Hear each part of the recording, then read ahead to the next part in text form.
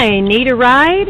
Hop on in. I'm headed to Julia's Trucking Cafe. Come on, let's go.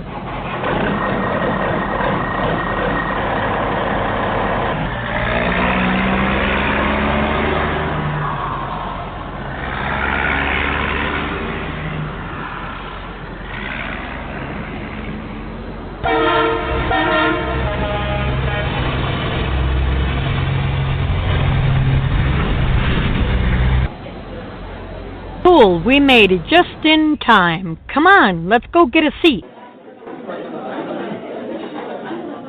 Far?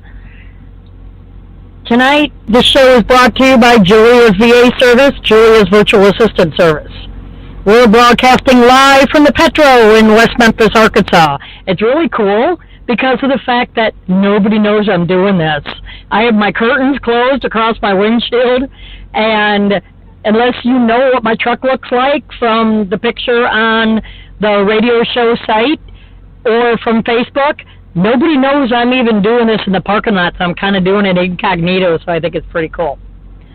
Tonight we're going to be talking about a variety of things of what's going on in the country. I really have Can I Talk? There's one gal that I listen to that's on talk radio, and she's like, Can I talk? And another line, I have to do her line going, are you all laughing at me?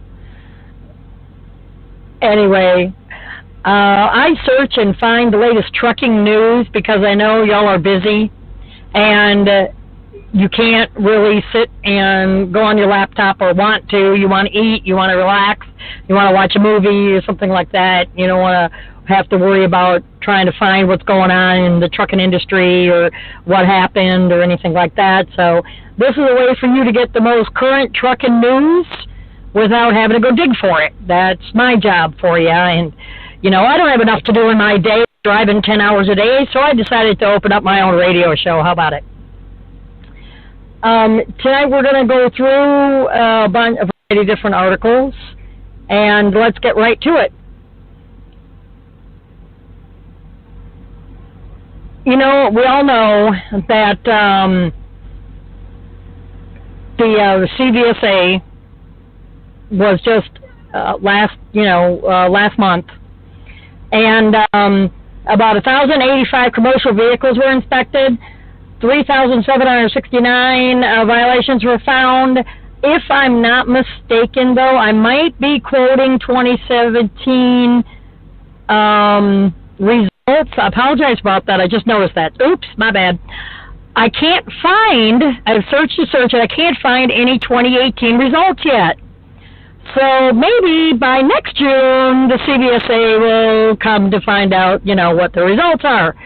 I just found Texas and Rhode Island so far. I can't find anything else. So if anybody out there has any kind of results that they may have found from the different violations from, June, when we had that big safety check, please drop me a line at info@juliastruckingcafe.com or leave a comment on the Facebook page under juliastruckingcafe.com where I could find those results so I can gladly go ahead and tell you guys what the results are. I'd greatly appreciate it because I just can't find it, and I just realized, crud, I grabbed the wrong thing.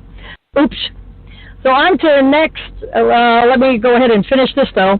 Vehicles of service were 350, drivers put out of service were 107, and the decals issued at past inspections without any incidents or anything were 580. So that's, really pretty good. That was 2017 again. In other news, a semi-truck partially falls off of a freight barge. In 30 years of being out here, I've never had to take my truck and put it on a barge before. Have any of you? I don't know what that experience would be like, And I apologize for the background noise. I do have my windows open. It is a nice evening out, so some trucks sound like a jet engine going off. But anyway. And again, like all the other shows, the links will be posted on the website in the show notes. So go to Cafe Menu, there's a drop-down menu, and you'll find the show notes, and you can have all the links, and I put it by the title of the show. The Coast Guard was called to rescue people after a semi-truck went partially overboard off of a freight barge in North Carolina. And this happened, actually, today, at 11:30 this morning. And it was reported about close to 11 o'clock in Brunswick County, North Carolina. A truck partially fell off the U.S. Brandon Randall freight barge into the Cape Fear River near Bald Head. Images from the incident were captured by a Facebook user from the Bald Head Island ferry. The Coast Guard deployed a boat to assist in the rescue of an unknown number of people as a result of the incident. There were no injuries, thank goodness. After the incident, the barge docked at the Deep Point Marina in Southport, North Carolina. It remains unclear why the truck partially fell off of the barge. So that's still under investigation. There again, there's a picture of the barge, and it's the tractor. I don't know. It started rolling forward. If you didn't have, with the rocking of the water or something, that it started just going forward. I don't know. So that was really unusual. I have, on a somber note, today, let's see, it was Friday. My bad, it was Friday. 2 men were killed, 2 truck drivers were killed in Delaware. Let me start again. 2 Delaware men were killed on the Chesapeake Bay Bridge Tunnel in Virginia after crashing into a van. They went over the side of the bridge into the water and did not survive. Our thoughts and condolences are with their families. Darnell Hall, and he drives in tandem with his brother, and he usually likes to be the lead truck. Plus, he's the older sibling. But on Friday, the brothers from Delaware hauled organic compost to Waverly, Virginia. Javron Hall, 32, got in front. Each in their own trucks, they switched places at the toll booth, marking the entrance heading south across the 17-mile Chesapeake Bay Bridge Tunnel. Not until he reached Virginia Beach did Darnell realize his brother didn't make it across. So now he says he feels helpless. They couldn't do anything about what happened during their drive over the bridge. About 6:30, Jevron's tractor-trailer crashed with a van at mile marker 12 on the west side of the bridge, southbound span, sending the truck through the guardrail and into the bay waters beneath. Javon was killed along with his pastor, Christopher Fenner, 29, also of Delaware.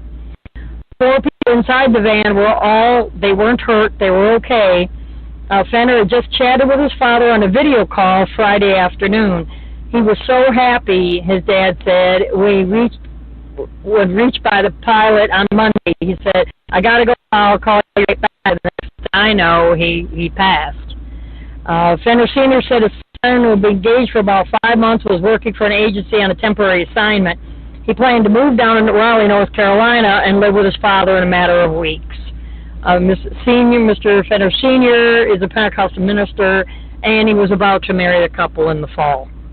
Again, our dearest, deepest condolences to Mr. Fenner.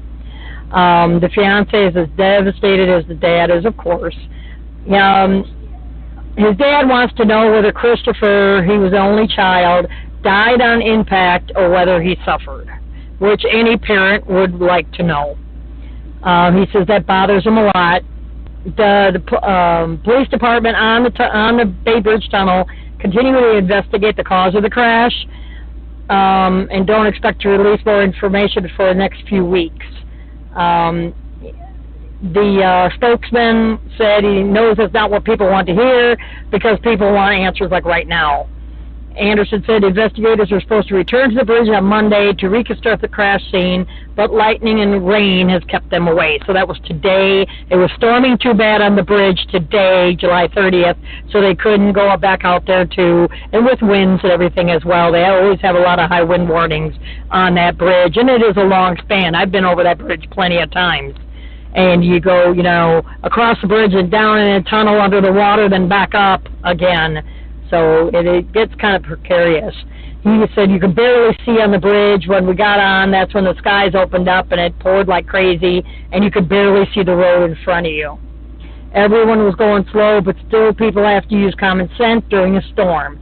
He'd been on the bridge often because his wife's family lives in Suffolk, and they take that route to visit them. He had gotten off the bridge by the time the accident happened and was surprised to hear about it afterwards. Darnell Hall remembers the weather being calm and even sunny as the truckers drove to the bridge Friday afternoon. He remembers reading the signs the speed limits had been reduced from 55 to 35 miles an hour, so they knew it was coming. They, the people that take care of the speed limits and everything there on that bridge knew a storm was coming in order to reduce the speed like that. The automatic easy pass lanes, they were shut down, so the toll booth operators would advise drivers in person of the conditions and the speed reduction. 10 minutes into the Hall brothers' drive across the bridge tunnel, the skies opened up and heavy rain started coming down. Hall said Hall was about 2 or 3 vehicles behind Jerome. He had a box truck in front of him, so it was hard to see his brother's white tractor trailer. Then traffic started slowing down. He got closer and could see the damaged van turned sideways on the road, still on its wheels. He could barely drive his truck by. He didn't see or hear the crash. He said the visibility was horrible. He saw a piece of his brother's truck on the road when he drove past the passenger van, but didn't know his truck had gone into the water. When he reached Virginia Beach, he stopped because police were checking trucks. Darnell had been calling his brother's phone. At first it rang, but soon it started going straight to voicemail. He tried calling the boss of their company, who told him the GPS of Jerome's truck was showing them still at a mile marker 12. He is still at the bridge. Hall described his brother as a happy-go-lucky kind of guy who helps other people. He served in the military, he said, and Jerome has a twin brother who is devastated by his death. Fenner's body was recovered that night, while Hall's body was found Sunday morning about 8 miles off of Fisherman's Island. Fenner Sr. waited to hear back from Christopher after the video call ended Friday. Instead, early Saturday morning, he got a call informing him of his son's death. Christopher had started a series of videos on various social media platforms and hoped to expand to a reality TV show. He didn't really have a chance to do that, his dad said. On the bridge, the shoulder lane at the scene of the crash will be closed until permanent repairs can be made to extensive curb and guardrail damage, which is expected to take several days.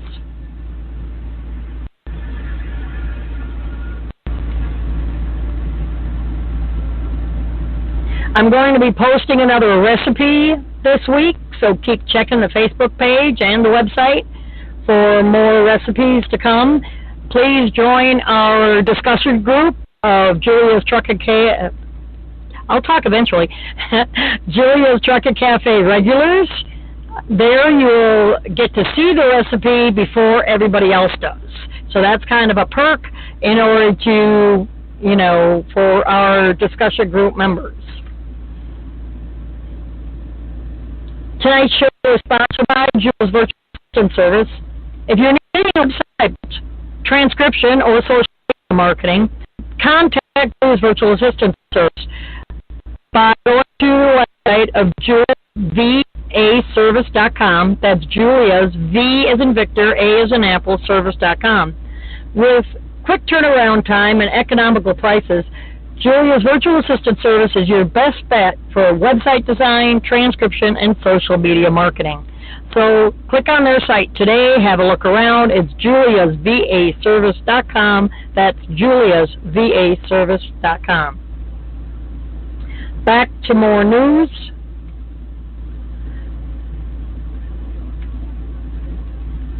The FBI and other law enforcement agencies have arrested North Carolina police chief and his top lieutenant, who are allegedly working at a trucking company when they're supposed to be doing police duties in the city of Southport. Southport Police Chief Gary Smith, 46, and Lieutenant Michael Simons were arrested today and charged with felony conspiracy to obtain property under false pretenses. And this was July 26th, so that was about 4 days ago. One count of misdemeanor willful failing to discharge duties and one count of misdemeanor obstruction of justice.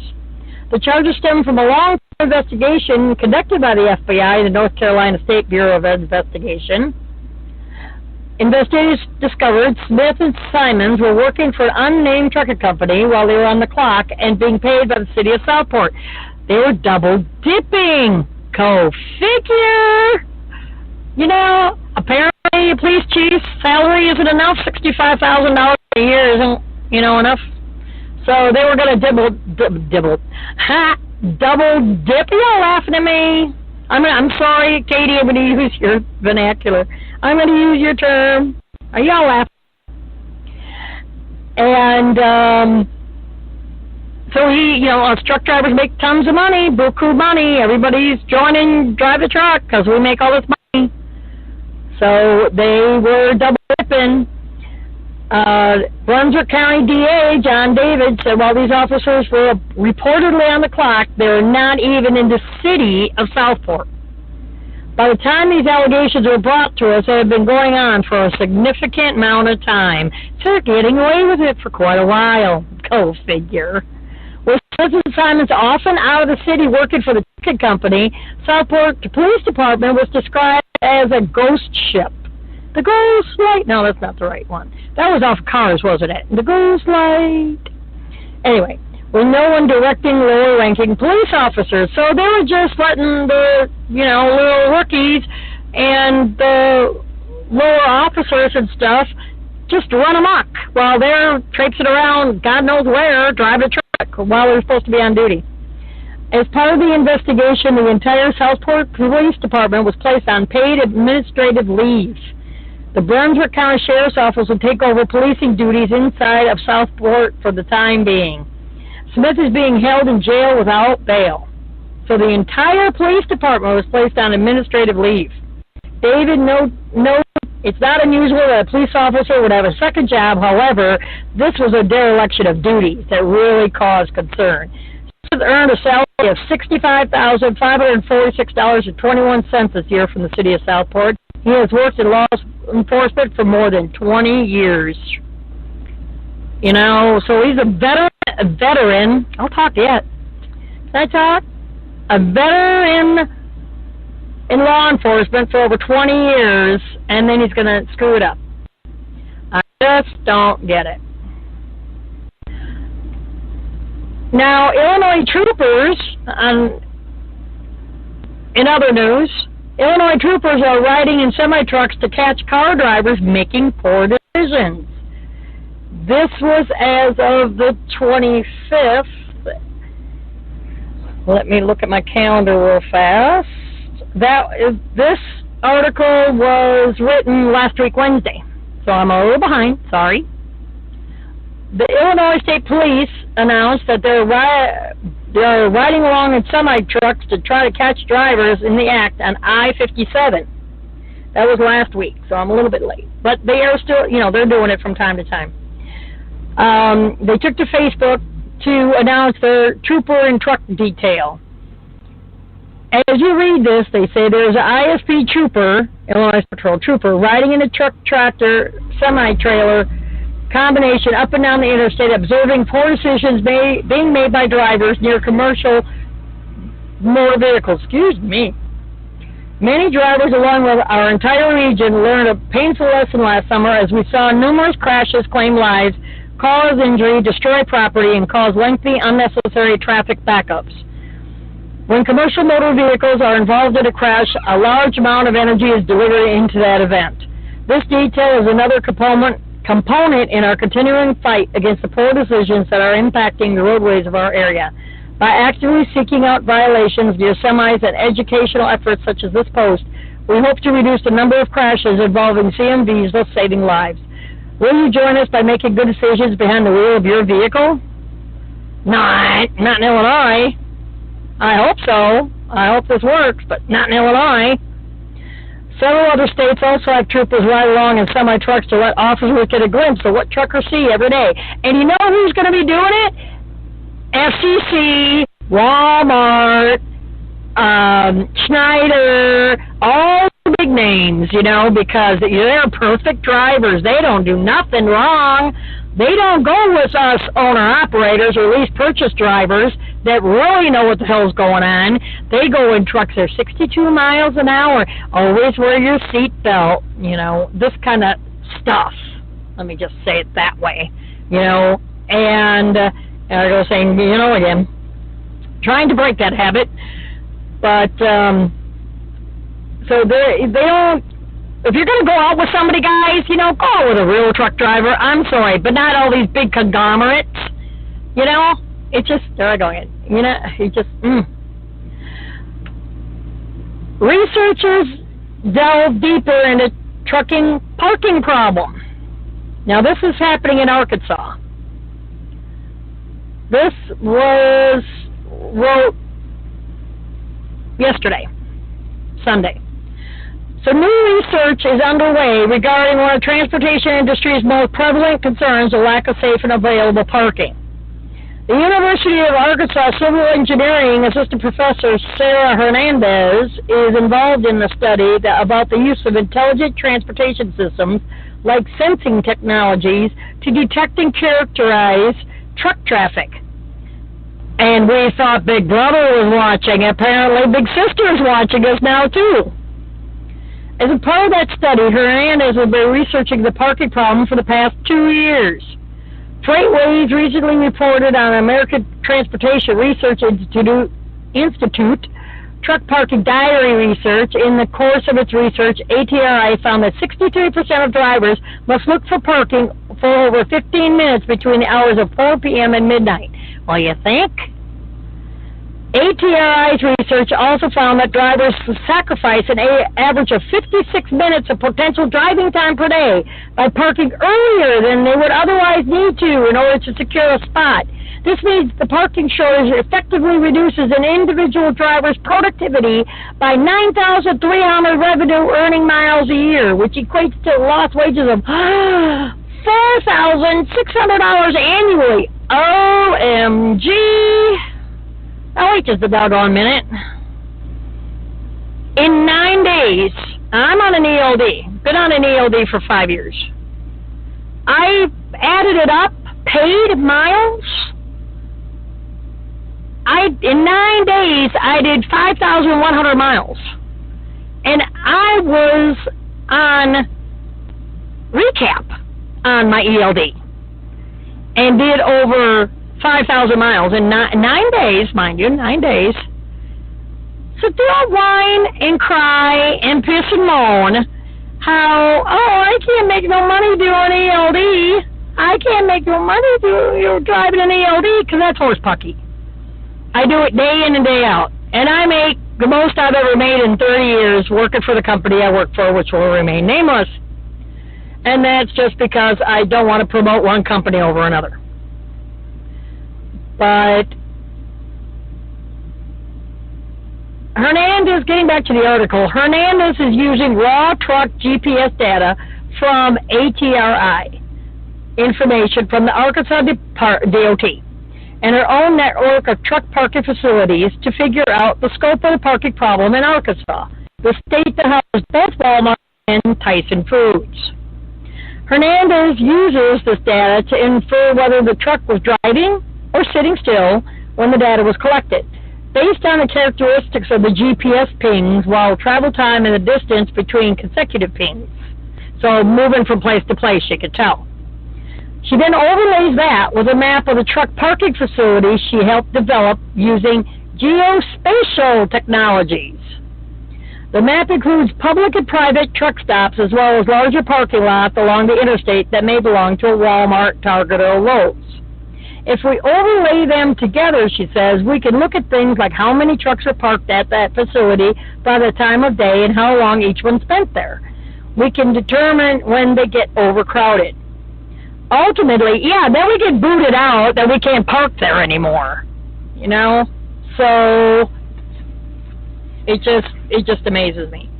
Ultimately, Hernandez's research would allow her to tell where overcrowding occurs and predict when it will happen. Well, let's see. By 10 o'clock at night, there is no parking. All she's got to do is call me and ask me. hopefully if she's listening to this show, all she has to do is call me and ask me. By 10, 11 o'clock at night, you're not going to find a parking spot. And even the paid parking reserves are full as well. So, I mean, it doesn't, she's doing all this data and everything. Don't take her rocket scientist. Apparently I'm going to have to call her and talk to her.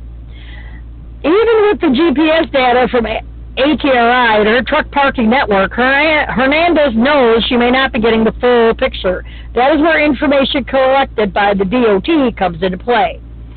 She says there are some tricks in there because the GPS data sample is still a sample. It's about 10 to 15% of all of the trucks. So we have a little bit of finagling to figure out the true volume of the trucks. In Arkansas, our state DOT has been performing manual overnight truck parking study. We have that data to compare to our data, which gives us a unique thing to play with and learn about truck parking. Like I said, Ms. Hernandez, all you got to do is call me, look me up on Facebook, get a hold of me. I can tell you what's going on out here. After 30 years of being out here, why don't you start talking to some of us old veterans? We'll tell you exactly what's going on. You know? So I just don't get it. So now I want to take a moment and I want to read from Jaworski's ubiquitous poetry and motivational quotes, just to kind of break up the show just a little bit. Tonight's going to be my inspiration. Where the rain pours loudly and the skies get cloudy, your inner light still glows. Stick your chest out proudly and move forward. When you're down and out and you're surrounded by darkness, with one look up, here is my hand. I will help you up. Walk with dignity. Learn from your mistakes. Expand your understanding. See your goals and keep straight. There is always a way to alleviate the heavy weight. So believe. Remain strong. Be godly. Keep faith. Believe in yourself. There are endless possibilities to the things you can do. It's amazing how much you can accomplish being you. Together we must continue. Beside you I will stand. The power is within you, my inspiration. He has a lot of good poetry in the book that he gave me, so I try to remember to at least read one of his every week, just to kind of break up the heaviness. I'm trying to do different things with the show, to try to make it funny, to try to be upbeat. Days is kind of hard, you know, but this is also very serious subject. You know, it's not, you know, comedy hour or anything. Trucking is a serious business.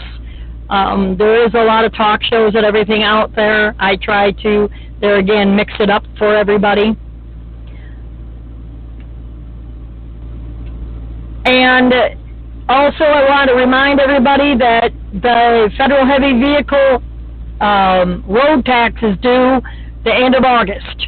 So if you're an owner-operator listening to the show, if you're a lease purchase operator, and you're paying on your truck through a company, make sure that they file either anytime in the upcoming weeks your heavy road use tax, Form 2290. It needs to be filed by August 31st. That's a tax that everybody has to pay for using the highways across the country with a heavy use vehicle. And for our headlining story tonight, what I wanted to make everybody aware of is to make sure you're guarding your data and your identity, and take special precaution while on the road to prevent identity theft. Scott Reed was an owner-operator at the time, and he was pulled over by a sheriff's deputy, and after the deputy ran his license, the officer told him he had 8 outstanding warrants for his arrest. And Scott says in this article, and it'll be in the show notes, that the news to him was quite a shock. He said he's now working as an independent dispatcher, and also a radio show host. I'd like him to be on the show, and maybe I could be on his show. That would be kind of cool, huh? He said, I told the officer that I can't even think of 8 things I've done to get warrants. That wasn't the only discrepancy. The warrants were issued for a man described as 5 feet 10, 130 pounds, with blue eyes and light brown hair. Reed is 6'2", about 400 pounds, with brown eyes and black hair. 4 years later, Reed continues to recover from the identity theft. From all he's learned about a situation, he thinks the stolen personal data was passed to more than one person. And that's what normally happens. They sell your identity, Facebook does, Verizon does, a lot of cellular data does. They sell your identity, they sell, your information about you, which should be illegal. It's supposed to be private. And once you sign up for their apps and stuff, your stuff is out there. And those 8 warrants were issued in at least 6 different states. The thieves used his identity to buy 2 new cars, cash checks for upwards of $6,000, among other things. Let you know, anything over $2,000 is a felony. I know from personal experience, and I'll get to my experience here in a second. So a lot of things happened to him in a very short period of time, he says. Unfortunately, it's taken a very long time to straighten it out. Oh, yeah, it takes 2 seconds to screw it all up, but it takes you 15 years to straighten it out because nobody believes you. There again, I'll tell you my story in a minute. While his credit rating is recovering slowly, a credit card company still claims he owes over $8,000. He said, talking to his banker, she tells him it's going to take a couple of years to get back to where he was. Who's not sure his information wasn't stolen, how his information was stolen. As Reed's case shows, truckers are vulnerable not only to financial loss and a trash credit rating from identity theft, but also legal complications that could be threaten their livelihood. They're also at more risk of having personal data compromised than most people because they're constant traveling. So you never know who's done it, So there are dozens of ways that people could get your identity. Now, they cite in this article your driver's license. You know how when you walk into a shipper or receiver's office, they automatically ask you for your driver's license? What Mr. Reed is saying here is a good idea to jot down that person's name, security guard's name, the company, the shipper or the receiver that you're at, the day, the time, and everything. Just jot it down in a little notebook. You know how many shippers and receivers ask me for my driver's license? I lose count. So I'm like, holy crap. And then if they make sure they don't make a copy of it, because they have all your information there. They have your driver's license, they have your name and address, they have what you look like, they have your picture, everything. Is on your driver's license. All you have to do is Google you, and they get a ton more crap on you. Where you live and everything. So, then if you're on a rapper, you get a DOT number. That's an open door for a shipper or receiver to gain more information about you. Be careful when you're getting gas and when you're taking money out of ATM. Skimming devices installed at the fuel pumps and in ATMs can be used to collect credit card and debit card information. If you notice the keyboard or the card slot appears to be kind of loose, or if it's off-center a little bit or something, it's probably got a device in it to scan your card. At least one app, skimmer scanner for Android devices, can detect the skimmers. One other precaution is to avoid fuel pumps that can't be easily seen by truck stop personnel. Also avoid ATMs in low-traffic locations, like out in the middle of BFE. Don't get money out of that ATM. At a pump or ATM, cover any numbers you enter on the keyboard. Even if thieves aren't standing close by to watch, they can use small hidden cameras to collect that information. Reed says he doesn't use a credit card or debit card that much, but when he does, he's extra vigilant about protecting card information by palming the card to cover its numbers. If he were still a driver, he says he would try to use cash as much as possible or pay with a comm check. I use my ComData card, a lot. So, paying lumpers or anything. Mail. When you don't return home nightly or even weekly, You know, have someone pick up your mail, rent a post office box, or put it on hold. Always shred the mail that you're going to throw out before you throw it out, like in little bitty confetti pieces. I usually, the important stuff, I burn it. You know, and there again, once I get done with this article, I'll tell you my story. Wi-Fi network. Be wary of using public Wi-Fi at truck stops and elsewhere to check bank accounts and other personal data.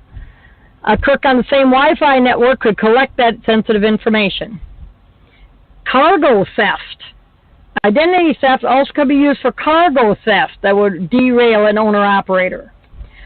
Suppose a thief with commercial driving skills collects enough information on another driver to create a fake ID and pose as that second driver. At that point, they'll go out and take a couple of loads, or they get paid for a load, not deliver it. All of a sudden, the victim is basically done. The first driver that, you know, the identity was stolen, his career is shot because the whole business has been compromised. Since identity theft is often part of a cargo theft scam and other areas of fraud, some fleets highlight driver identity protection as their anti-fraud efforts. Schneider National Security on Your Side program cautions its drivers regarding data breaches, mobile device safety, social media scams, and voice phishing, among other things. Vishing is V-I-S-H-I-N-G scam is when a phone caller posing as a representative of a reputable company tries to manipulate you into revealing your personal info. Schneider says it encourages drivers to scrutinize any such requests, such as asking whether they can get a second method of identification to confirm the caller's identity. A driver uncertain about the request should end the call immediately. Yeah, that's a lot of, you know, oh, get a student loan, or you need this, or you know, or the tax man is out to get you. You're fixing to be arrested. That's always a real good one. I've been having a lot of calls on that garbage.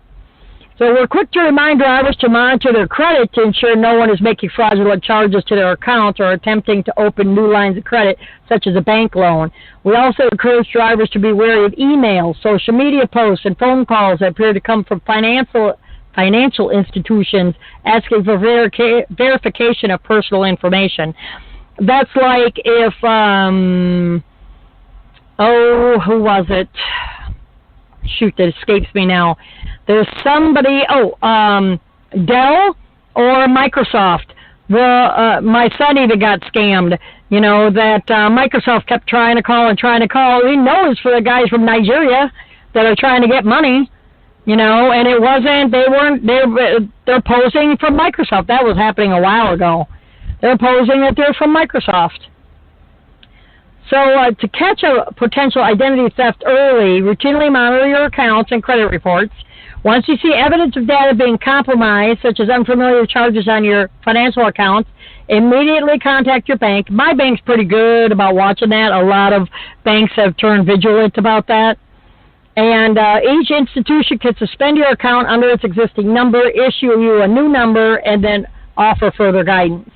The Federal Trade Commission operates identitytheft.gov, federal site with tips on how to protect your identity. There again, that link is here in the show notes. It'll be like a gray link. You can report information about your identity theft on that site, and we'll use that information to provide you with a free personalized recovery plan. And that also gives you the hotline number here. There is more information about receiving fraud alerts and everything else in this article here. So again, this will be on the show notes, under the show notes, and with the under the website. In my particular case, I told you I was going to go ahead and talk to you about my case. I moved out of a house my mother had, and in southern Mississippi. But I left some boxes there, and that was my bad. I'll take full credit for it. And I forgot what was in the boxes at the time of the move. But apparently in those boxes were old checking accounts, checkbooks from old checking accounts, and an old expired ID. Well, someone broke into the house, ransacked the boxes, didn't take the checkbook from Tennessee that I had in there, but took the checkbook on a closed account, and the bank was sold and took my previous ID from my first marriage, now like I'm 2 marriages later, and I didn't even look the same, bought $6,400 worth of furniture, went to Lowe's and spent $400 at Lowe's. I had close to $8,000 in bad checks, and I was a suspect because I was supposed to be aware of all this because my name was on the checkbook. Wait a damn minute. I didn't even look over there, but like I said, I should have moved those boxes. So if you have old checks laying around, my advice to you would be burn them. Don't shred them, nothing like that, burn them. So nobody could get them again. Because it's still, this young man was fighting his credit report. I am too. I'm 54 years old and still don't have good credit. And it just sucks. So try to do everything you can to try to rebuild it. Like you said, it doesn't take long for it to, bite the dust, but doggone it, it takes you forever to get it back where it was. It really, really does, because that's constantly, in the back of your mind or put off on, the back burner or whatever. And they never did catch the person that wrote those checks. The clerk, when he's seen the ID, well, it looks similar. I even gave a handwriting sample to the sheriff's office, and they sent it into the FBI. You know what the FBI said? Inconclusive. I was looking at the check, which was on the table, upside down, in front of me while I was doing the handwriting sample. I can tell you from my handwriting and theirs, it didn't even match. Not at all. Just, you could look at it and see that it didn't match. But I was still a suspect. I was still a suspect. So tonight's show ran a little bit longer than most shows. Yay, woohoo! I'm getting close to that hour. Did a lot more research, had some time to do more research. So I hope everybody has a good week. Thank you so much for listening. Thank you so much for downloading the shows or live streaming the show. That's great. Please subscribe to the YouTube channel. Just for numbers, you don't necessarily have to ring the bell or anything for alerts, but just to help with the numbers, that would be really, really huge. And I hope everybody has a really good week. Be careful driving in the bad weather. Someone asked a question on Facebook, just thinking about it real quickly, that, what do you think of using flashers in bad weather? Hell yeah! You're supposed to use flashers in bad weather. It shows that people are slowing down in front of you. It gives everybody an alert that wake you up from your daydreaming, your texting, your phone call, or whatever. Oh, there's something going on up ahead. It kind of snaps you awake to say, oh, better start slowing down. Hell yeah, use flashers. He says to say, hopefully he was a smart butt, but had to say, well, this is a stupid idea. Stupidest thing I ever heard. Oops. And also backing up. And don't ever walk behind somebody that's backing into a hole, backing up to a dock. You have a death wish. If you walk behind a truck I'm driving, I'll gun it. I'll run your ass over in a heartbeat. Yeah, it could be a threat, but I don't play. Don't walk behind me when I have my flashers on and I'm backing into a hole. Because you have a death wish. Plain and simple. But on a great note, everybody take care. If you have any questions, go ahead. Feel free to contact me. Drop me a line. You can always call in any of the shows. There again, the shows are live every Monday evening, 6 p.m. to 7 p.m. Central Time. The call-in number is 213-943-3411. I apologize about not saying it sooner. But normally the call-in number is 213-943-3411. Again, thank you each and everybody for listening in, tuning in, and please keep the shiny side up. And until next week, you all have a very blessed and safe week.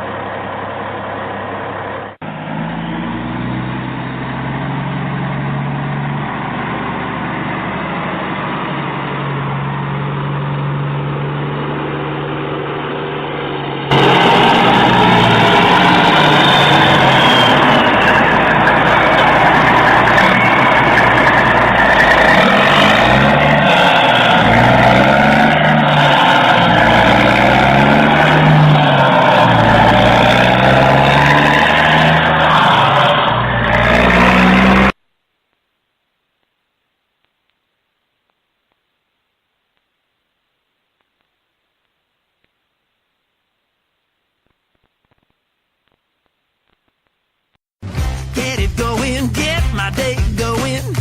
Need a way to get my blood flowing. Fire up the grill, that's my wake up, yeah! Give me my morning matchup. McDonald's gets your morning going. Match up breakfast faves like a toasty sausage McMuffin with egg for $3 and the fruity sweetness of a small McCafe smoothie for just $2. Make your morning routine a little better. Price and participation may vary. Cannot be combined with any other offer or combo meal. Stop by any of the 70 Denver area O'Reilly Auto Parts stores where you'll find everyday low prices on the parts you need to keep your vehicle at its best. Our guaranteed low prices ensure you're always getting our best deal. In fact, we'll match any auto parts store's price on any like item. O'Reilly Auto Parts. Better parts, better prices every day. O'Reilly Auto Parts.